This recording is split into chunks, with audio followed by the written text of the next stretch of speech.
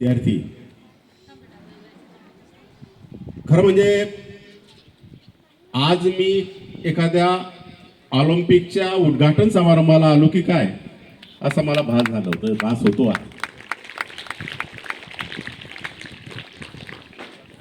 आदरणीय फातिमा मॅडम यांच्या नेतृत्वाखाली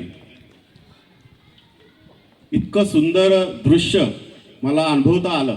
खरं म्हणजे मी जाधव परिवाराचा ऋणी आहे की संधी मला उपलब्ध करून दिली त्यांनी.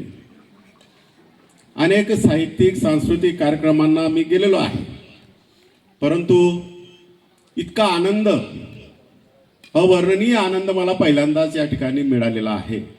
याबद्दल क्रीडा शिक्षक श्रीयुत पवन सर असतील आणि त्यांना सहकार्य करणारे सगळे शिक्षक वृंद, खरं म्हणजे या मुलांना तयार करण्यासाठी जी मेहनत लागते ती मेहनत, आणि लहान मुलं आहेत बरेचसे,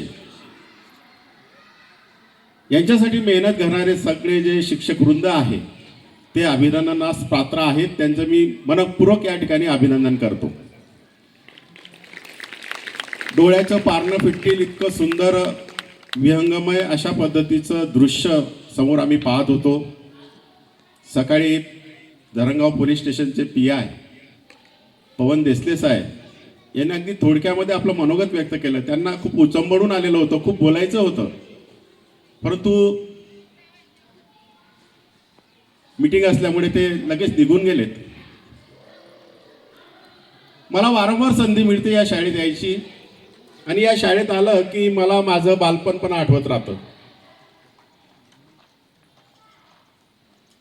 धरणगाव हा खरा म्हणजे लिटल ब्लॉसम स्कूल हा एक ब्रँड आहे मॅडम, तुम्ही तयार केलेला एक महत्त्वाचा ब्रँड आहे.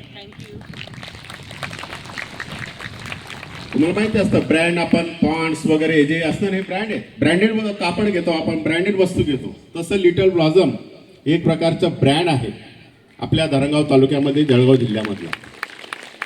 आणि त्या ब्रँडचे मालक, चालक आणि संचालक तुम्ही सगळे आहात. कारण खणखणीत नाणं हे कुठेही वाजत राहतं, सोनं हे कुठेही चकाकत राहतं, आणि हे सगळी रत्न या ठिकाणी जमा झालेली आहेत. आणि या रत्नांमधून किती सुंदर अशा पद्धतीचं दृश्य आपल्याला साकारलेलं दिसतं आहे.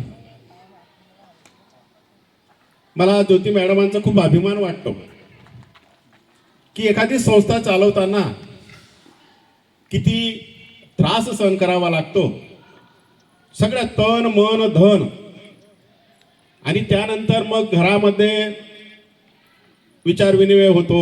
आमचे दीपक आबा बऱ्याचदा म्हणतात की एवढं मोठं युनिट आहे हे चालवणं, पण आबा हे खरं म्हणजे ना त्या ज्या बाया घरामध्ये संसार पाणी चालवतात ना त्यांना चालवणं शक्य आहे.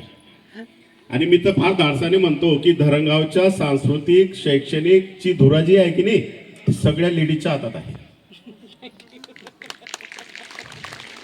आणि म्हणून पहा तुम्ही, मुली सुद्धा खूप मोठ्या संख्येने त्या ठिकाणी, सर्वात जास्त मुली आहेत, म्हणून मेरिटला मला मुली जास्त दिसतात आलेल्या. याचा अर्थ असा नाहीये मुलांनी की आम्ही नाही येणार असं. आता प्रयत्न करा तुम्ही. मी एक अनुभव सांगतो मॅडम छोटासा, की मी 10वीच्या वर्गांमध्ये शिकत असताना काही मुलं टार्गेट होती, अशीच होती काहीतरी. ती त्यांना नेहमी म्हणायचो, अरे तू काही येत नाही, तुला तू काही पास पण होणार नाही, काही हे पण होणार नाही, असं करायचं एकदम. आणि मग मी एका शाळेतली गोष्ट त्यांना सांगितली की अशाच एका मुलाला नेहमी बोललं जायचं की तू पास होणार नाही, तू अभ्यास करत नाही. आणि 10वीच्या परीक्षेला त्याला 35 मार्क मिळाले मॅडम, पास झाला. त्याने काय केलं, जे शिक्षक त्याला चिडवायचे, जे शिक्षक बोलायचे, त्यांच्याकडे बँड घेऊन गेला त्यांच्या घरी, आणि बँड वाजला आणि म्हणाला का बघा सर, तुम्ही म्हणायचे ना की मी पास होणार नाही, मी पास होऊन दाखवलं, 35 का होईना पण मार्क्स मिळून दाखवले, आणि बघा शासनाने त्याला सायकल सुद्धा गिफ्ट दिली. तुम्हाला माहिती आहे 10वीच्या परीक्षेमध्ये ज्याला 35 गुण मिळतात त्याला शासनाच्या वतीनं सायकल मिळते मॅडम. त्याला सायकल मिळाली. आणि जे मुलं मेरिटमध्ये आलेले होते 90-99% त्यांचे बोर्ड लागले नाही, फ्लॅश लागले नाही गावामध्ये, त्याचे लागले.